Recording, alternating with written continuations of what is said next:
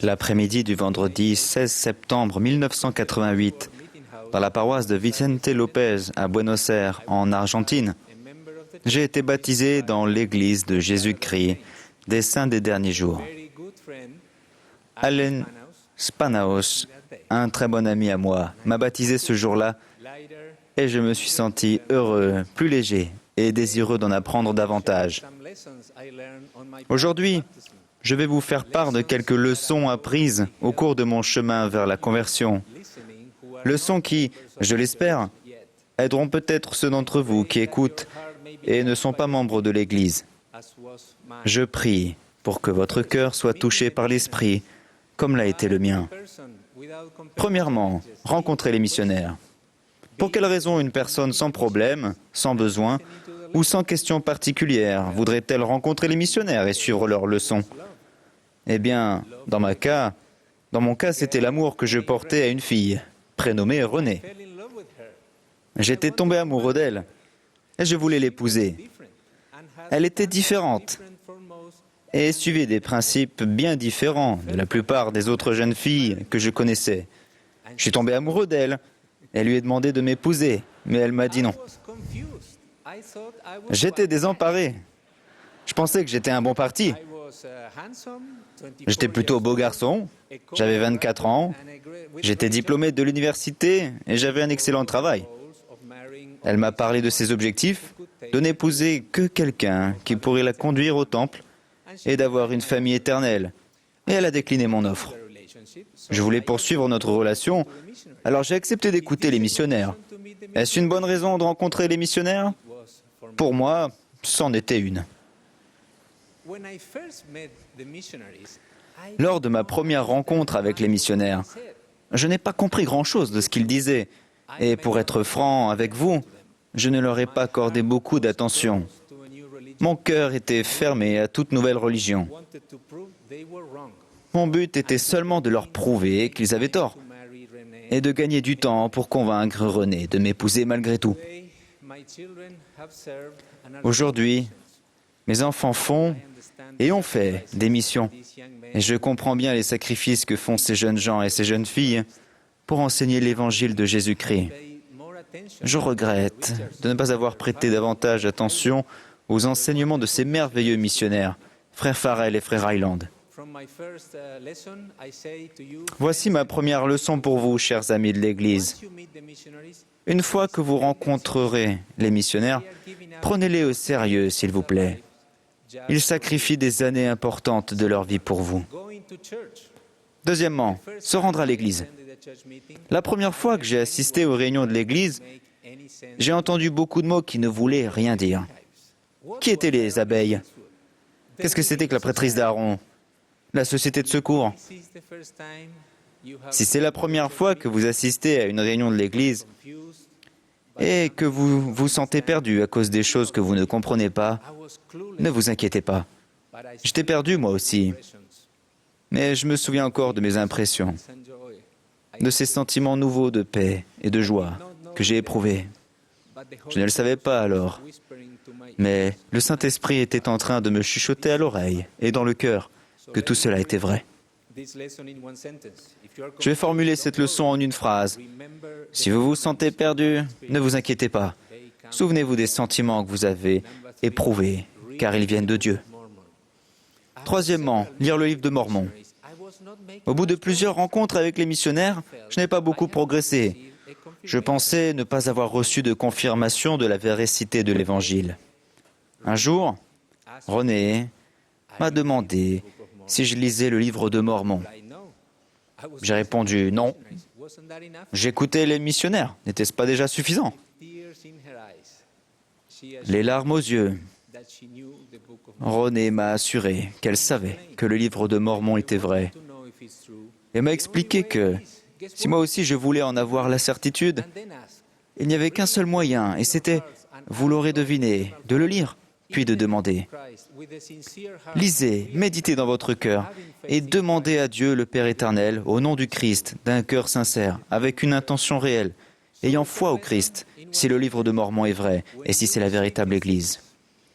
Voici en une phrase la troisième leçon. Lorsque vous recevrez ces choses, à savoir le livre de Mormon, et que vous êtes invité à les lire et à demander à Dieu si elles sont vraies, alors faites-le. Enfin, se repentir. La dernière expérience que je vais vous raconter traite du repentir. Lorsque les missionnaires ont eu fini de m'enseigner l'ensemble des leçons, je n'étais toujours pas convaincu de la nécessité de changer quoi que ce soit à ma vie. Frère Cutler, jeune missionnaire plein de confiance, dont l'espagnol était limité, m'a dit un jour, « Joaquin, lisons ensemble Alma 42, et nous y mettrons votre nom en le lisant. » J'ai trouvé cela stupide. Mais j'ai fait ce que demandait frère Cutler, et j'ai lu le premier verset.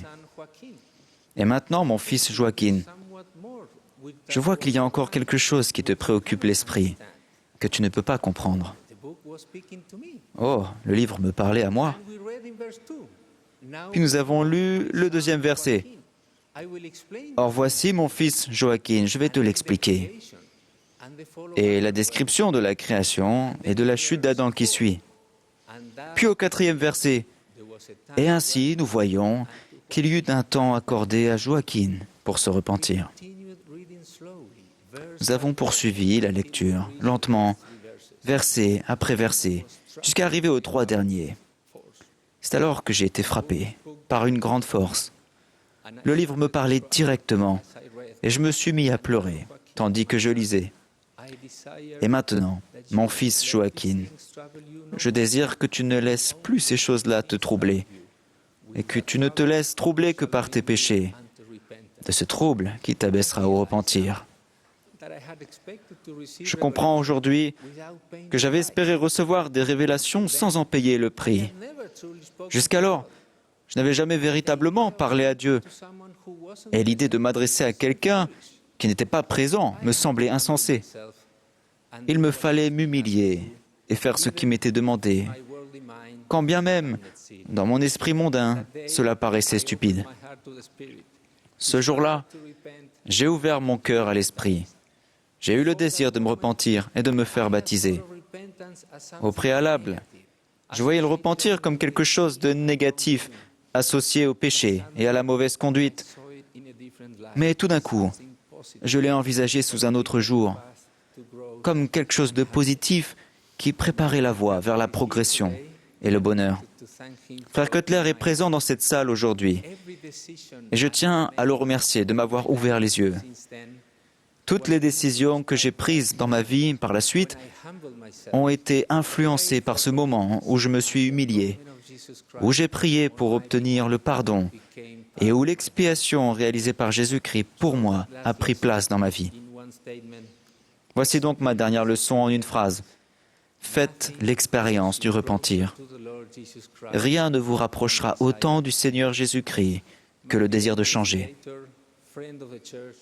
Mes chers amis de l'Église, si vous écoutez aujourd'hui, sachez que vous êtes vraiment très proche d'obtenir la plus grande des joies. Vous en êtes très proche. Je vous invite, avec toute l'énergie de mon cœur et du plus profond de mon âme, à vous faire baptiser. C'est la meilleure chose que vous ferez jamais. Cela ne changera pas uniquement votre vie, mais également celle de vos enfants et de vos petits-enfants.